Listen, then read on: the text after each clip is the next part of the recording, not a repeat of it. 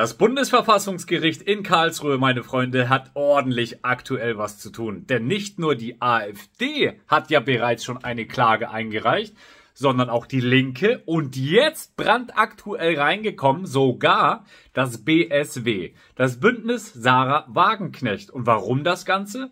Weil diese klagen auf eine Neuauszählung der Wählerstimmen der vergangenen Bundestagswahl. Wahnsinn, warum das Ganze? Es gibt ja diese 5%-Hürde und die haben sie nur ganz knapp verpasst. Und es ist aber anscheinend schon inoffiziell bestätigt worden, dass gewisse Wählerstimmen von A nach B geschoben worden sind und das BSW darunter gelitten hat sozusagen. Und das will sich die Sarah Wagenknecht nicht gefallen lassen. Zusätzlich in diesem Video Merz. Er wird beschossen von allen Seiten und das Vertrauen innerhalb der Union und natürlich auch in der Bevölkerung in Deutschland schwankt und die Mehrheit glaubt, dass Bundeskanzler Merz kein guter Kanzler wäre. Zusätzlich glaubt eine große Mehrheit in Deutschland, dass wenn die Ukraine den Krieg gegen Russland verliert, Russland weitere Teile in Europa angreift und ein Großteil der deutschen Bevölkerung würde nicht zu einer Waffe greifen, um das deutsche Volk zu verteidigen. Und zu all diesen Themen wird jemand am Ende des Videos noch gleich was dazu sagen, denn das fehlt den Deutschen aktuell noch. Und da bin ich mal gespannt, was du zu dem Ganzen sagst. Legen wir los. Kommen wir zum ersten Punkt des Videos. Bündnis Sarah Wagenknecht klagt in Karlsruhe auf Neuauszählung. Denn es ist äußerst knapp am Einzug in den Bundestag gescheitert. Und nun zieht das BSW vor das Bundesverfassungsgericht und will eine Neuauszählung erreichen. Und warum das Ganze? Das BSW war nämlich bei der Bundestagswahl mit 4,972% der Stimmen denkbar knapp an der 5%-Hürde gescheitert. Und die Parteigründerin Sarah Wagenknecht sprach in der FAZ von einigen tausend BSW-Stimmen, die offenbar fälschlicherweise anderen Parteien zugeordnet oder als ungültig bewertet worden seien. Der Respekt vor den Wählern gebietet es, mögliche Fehler genau zu prüfen und zu korrigieren. Und das funktioniere nur, wenn vor Feststellung des amtlichen Endergebnisses eine bundesweite Neuauszählung erfolgt. Und das soll ja schon demnächst passieren. Wir haben nur noch wenige Tage, schon fast nur noch wenige Stunden dafür Zeit. Dementsprechend wartet ja auch die AfD bis Mittwochabend auf das Ergebnis, die Rückantwort von dem Bundesverfassungsgericht. Also es muss auch hier schnell gehen, Leute. Punkt 2, der Herr Merz. Denn die Mehrheit glaubt, Merz werde kein guter Kanzler, Rückhalt unter Unionsanhängern schwindet deutlich. Unabhängig von diesen Mainstream-Informationen, auch wenn das hier steht, bin ich davon überzeugt, dass so eine Aussage auch korrekt ist. Denn wenn ich mich in der Gesellschaft umschaue und umhöre, redet keiner so gut über den Herrn Merz. Ja, der sieht auch ganz schön bedröppelt aus, denn er kämpft bereits vor seiner möglichen Wahl zum Bundeskanzler mit einer geringen Popularität. Nur die eigene Basis hält Merz für einen guten Kanzler. Denn laut einer Umfrage des Meinungsforschungsinstitutes Forsa für das RTL-NTV Trendbarometer glaubt eine Mehrheit von 52% nicht, dass Merz ein guter Bundeskanzler wird. 38% glauben das und 10% sind sich nicht sicher. Das heißt, es sind eher 62%, die nicht glauben, dass er ein guter Kanzler ist. Nur unter den Unionsanhängern hat Merz natürlich Rückhalt, der allerdings auch schwindet. Also auch dort innerhalb der CDU, allgemein der Union, gibt es auch hier verschiedene Meinungen zum Herrn Merz. 74% sagen, Merz werde ein guter Bundeskanzler sein. Vor einer Woche waren es noch 83%. Merz hatte ja in den Sondierungsgesprächen mit der SPD einer Aufweichung der Schuldenbremse zugunsten der Verteidigung zugestimmt und damit ein Wahlkampfversprechen gebrochen. Ja, wenn man sowas verspricht und dann wieder nicht hält, das wird natürlich in der Bevölkerung nicht so toll aufgenommen. Und dann muss man sich nicht wundern, wenn man dann auch hier Wählerstimmen verliert. Wir kommen jetzt aber zu einem ganz wichtigen Punkt, denn jeder Zweite in Deutschland erwartet einen russischen Angriff, wenn Ukraine verliert.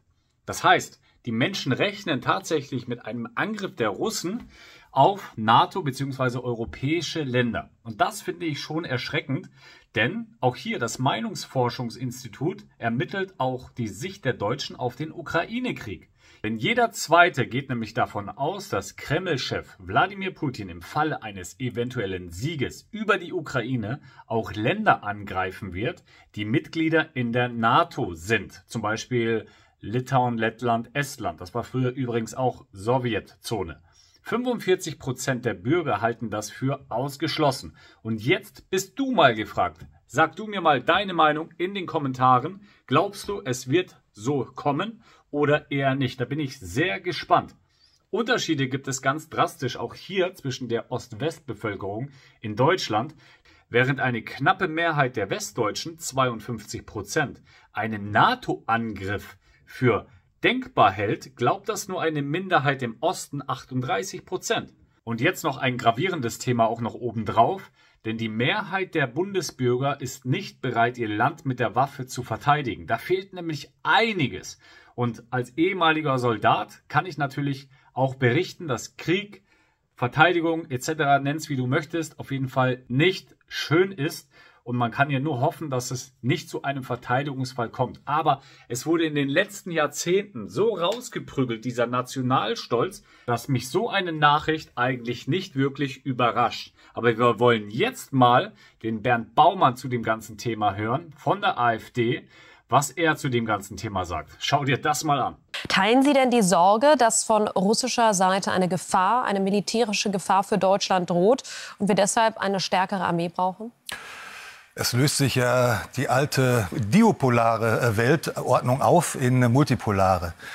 Und das bedeutet, Gegner können überall auftauchen. Deutschland muss jetzt selber wieder wehrfähig werden, muss eine eigene Armee haben, die überall in der Welt geachtet ist. Wir sind das drittgrößte Wirtschaftsland der Welt. Wir könnten noch nicht mal eine Zahnbürste nach Pakistan exportieren, weil wir die Seewege nicht garantieren können, brauchen den Schutz der USA, der NATO. Wir müssen jetzt auf eigene Füße kommen und selber verteidigen können und müssen alles dafür tun.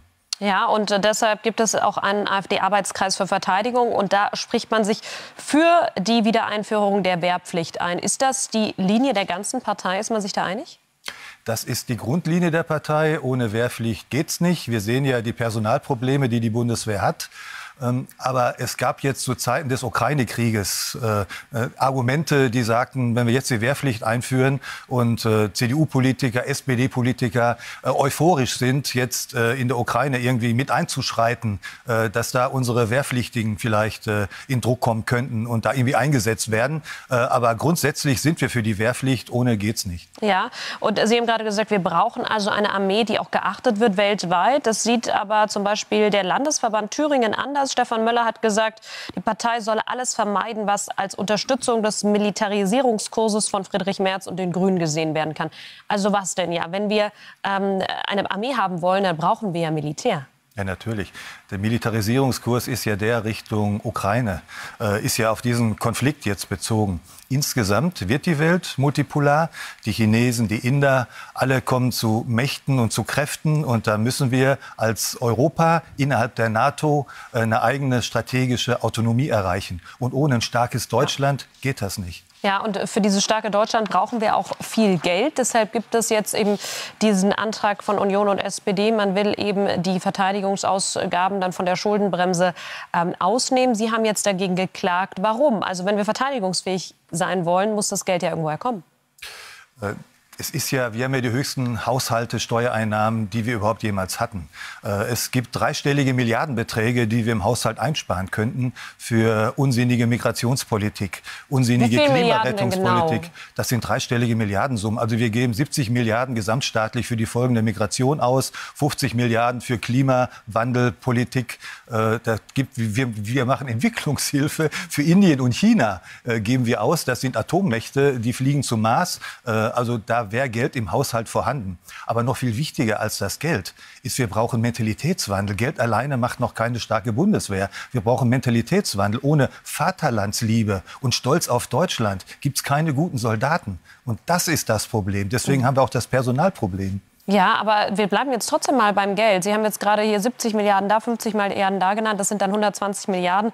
Und Experten sagen, das reicht nicht aus. Unsere Infrastruktur der Bundeswehr ist so marode, da muss deutlich mehr Geld rein. Das ist ja jährlich. Wenn Sie das jährlich nehmen, dann nehmen Sie noch die Sozialhaushalte dazu, das, was wir im Bürgergeld verpulvern. Also es gibt dreistellige Milliardensummen. Darauf hat ja auch Friedrich Merz vor dem Wahlkampf hingewiesen, dass er den Haushalt umstrukturieren will. Die Gelder wären ja da. Er hat ja auch das alles machen wollen, ohne Auflösung der Schuldenbremse. Das hat er dem Wähler ja versprochen. Also muss es ja auch gehen. Und deshalb klagen Sie eben gegen diesen Antrag von Union und SPD beziehungsweise gegen diese Zusammenkunft des alten Bundestages.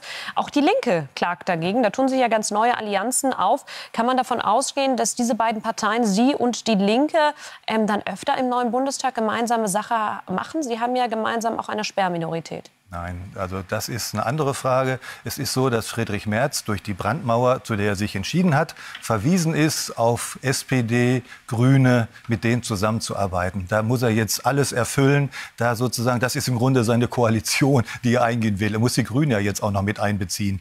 Da sind natürlich die anderen Fraktionen ausgeschlossen in gewisser Weise. Das verbindet uns mit den Linken. Das ist aber auch schon alles. Das Problem ist Friedrich Merz, der alle unsere Punkte im Wahlkampf übernommen hat, unsere Programmpunkte, und jetzt mit SPD und indirekt jetzt auch mit den Grünen koaliert und das nicht umsetzen kann. Das ist das Problem. Und deswegen will er mit dem alten Bundestag, der vor einem Monat abgewählt wurde, jetzt noch mal dreimal das Grundgesetz ändern. Aber der ist ja noch handlungsfähig. Und also es ist ja auch von der Verfassung so vorgesehen, dass er immer noch Entscheidungen treffen kann, bis der Neue dann konstituiert ist. Das ist genau der Irrtum. Die Mütter und Väter des Grundgesetzes haben diese Übergangszeit, ja, die haben die gesehen. Da kann der alte Bundestag noch einberufen werden, aber doch nur für aktuelle Dinge, die unbedingt gemacht werden müssen. So gab es 1998 diesen Kosovo-Konflikt. Da musste ganz schnell entschieden werden, Militär, ja oder nein. Da konnte man den einberufen, aber doch nicht, um dreimal das Grundgesetz zu ändern und ein Infrastrukturpaket aufzulegen, wo wir seit Jahren und Jahrzehnten doch wissen, dass wir da was machen müssen und auch das Paket ja jahrelang dauert. Da kommt es nicht auf eine Woche an. Das soll jetzt kommenden Dienstag verabschiedet werden und eine Woche drauf findet sich schon der neue Bundestag zusammen. Das ist ein klarer Missbrauch, weil Merz nur im alten Bundestag mit SPD und Grünen eine Zweidrittelmehrheit hat, missbraucht er das Parlament. Das ist das, wogegen wir vorgehen und wo wir verfassungsrechtlich auch Recht haben. Vielen Dank, Bernd Baumann. Wir werden ja dann sehen, was das Bundesverfassungsgericht sagt. Dankeschön. Danke sehr. Absoluter Wahnsinn. Bin ich sehr gespannt auf deine Worte, was du zu dem Ganzen sagst. Lass mir deine Meinung unbedingt da. Auch jetzt gerne einen Daumen nach oben. Teile gerne dieses brisante Video. Und lass auch gerne ein kostenloses Abo hier, damit du kein Video mehr verpasst. Aktiviere dazu die Glocke und dann bist du immer up to date. Ich freue mich schon, dich zum nächsten Video begrüßen zu können. Der Markus.